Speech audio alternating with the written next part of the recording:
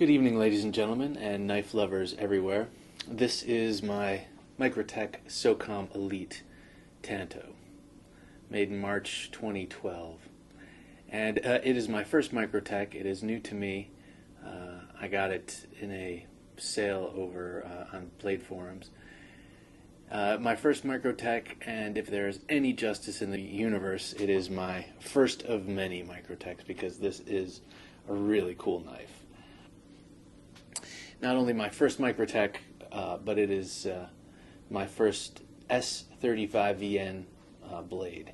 And with the limited amount of use this has gone through so far, at least with me, i.e. bottle thrusting and cutting, it's awesome. Of course, I haven't had to resharpen it yet because I haven't really used it much, and I probably will not. I'll probably leave this as a quote-unquote tactical / self-defense knife, i.e.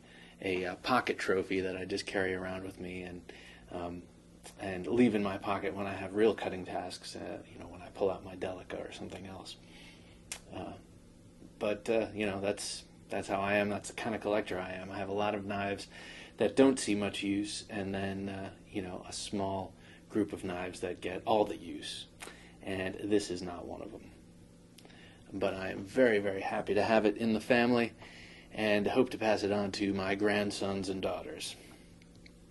Okay, so what we have here is a 4-inch S35 VN blade, Tanto grind, and it is a full 4 inches from the ricasso to the tip, and I find it an outstandingly gorgeous Tanto grind.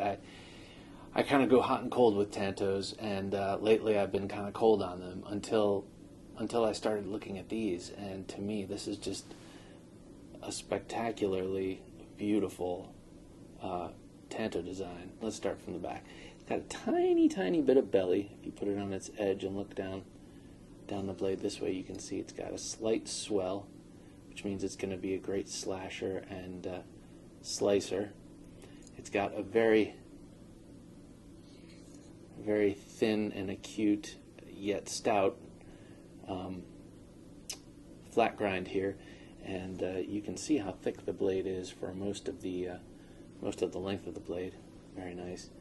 And then it's got this long secondary edge here, and I just like the lines of it. And of course, I am a swedge whore. Anything with a swedge just turns me on, and that is one beautiful swedge right there. The grind lines also really turn me on. Here, wait, I need to get rid of this smudge. I cannot abide by smudges. The grind lines are really, really cool. I think you can just see the striations there. You can see them in the swedge too, and then the satin. You've got sort of a satin finish on the bevels and a stonewash on the flat. That is also very attractive to me. You've got the sort of billboard issues here with the markings, but they're subtle enough that they don't really they don't bother me at all. Actually, I kind of like them. Socom Elite TE, not sure what that means. Tanto probably something. USA made, which I really like. I'm trying to get as many USA made blades lately as I can. In March 2012, and there you see the serial number, and it just flies open with barely a flick of the thumb. This thing comes shooting out, rocketing out. It's got an aluminum handle. I love the sort of olive drab color, and it's got these carbon fiber inlays, which on this incarnation of the Socom replaces the sort of grip tape of the previous model years. I think the grip tape would actually be more useful, but to me the carbon fiber is more attractive. Grip tape, unless I add it myself, always has sort of a cheap feel to it, to me. And if you're shelling out, big bucks for a knife like this, grip tape is more utilitarian than it is attractive, and in my case I'm not really using this for much, so I guess I prefer this carbon fiber.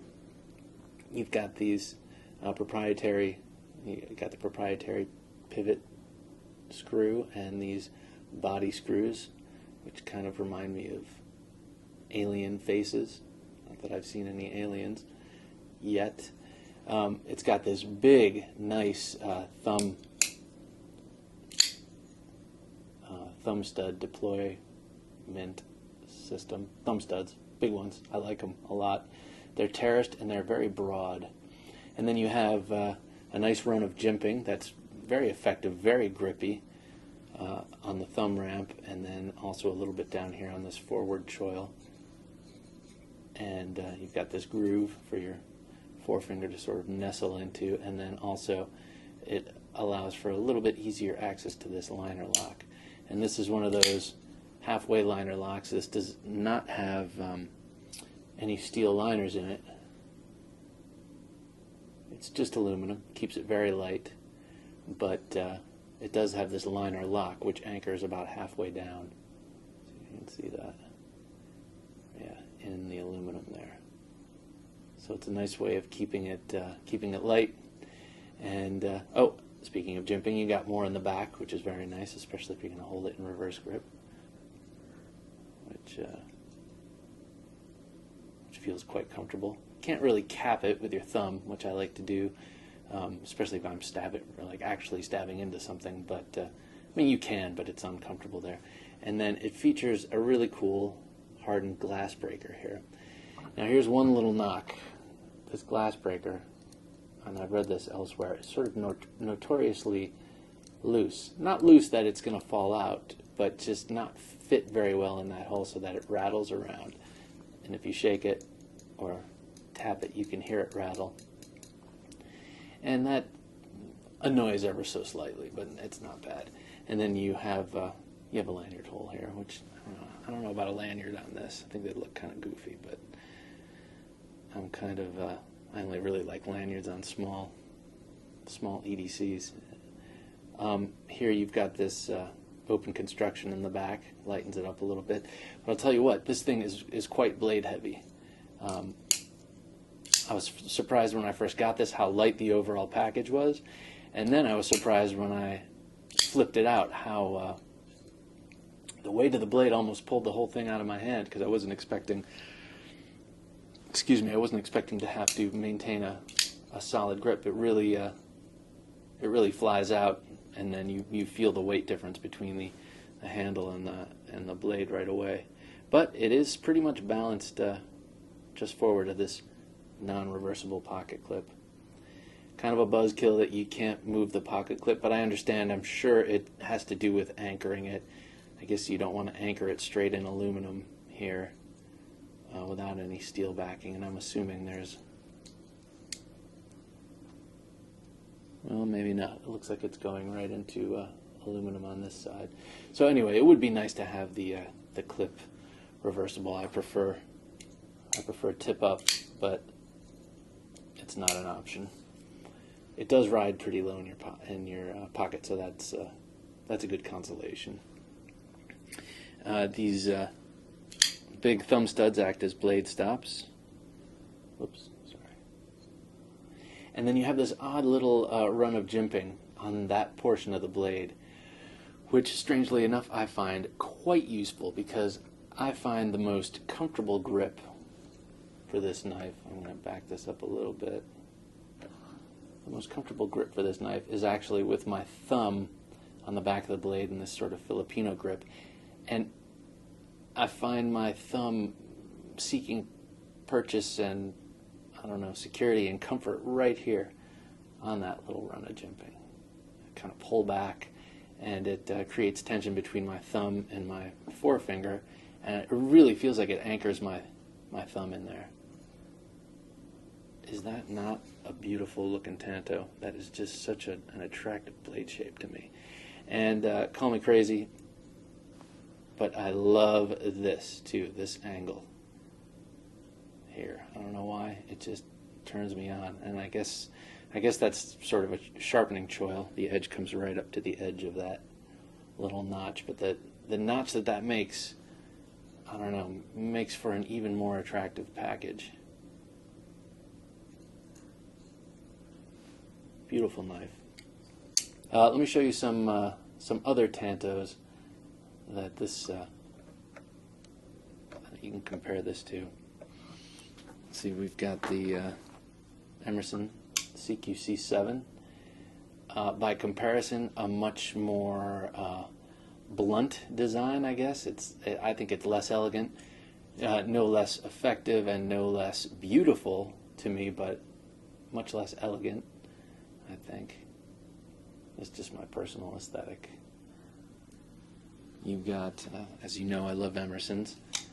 You've got the CQC15, of which there are a billion reviews, but I'm going to do my own because I love this knife. Look, there's another gorgeous swedge. And of course, you've got the cold steel massive Voyager, extra large, or what do they call this? Yeah, the XL Voyager. Also a cool Tanto. You've got that super pronounced secondary point that you can do that sort of flicking gash stab with, which I find very cool. All right, let's see. 4 5/8. That's pretty light for a knife this big, and this is a big knife. And so smooth that when you close it, you almost have to be careful. I mean, it just pops right back in. You know, you see guys do this a lot. And, you know, it falls back in really easily and comes out with no effort. Beautiful, beautiful knife. Man, I just am so impressed with the fit and finish and quality and beauty and usefulness and, you know, materials used in this knife. I would love to get another Microtech, and I'm not so into automatics, so it probably won't be one of their automatics, though they're super cool. I'd love to get a whale shark. I'd love to get, well, I just would like to get a bunch of them and own them and possess them. Thank you very much for watching this, and enjoy your knives.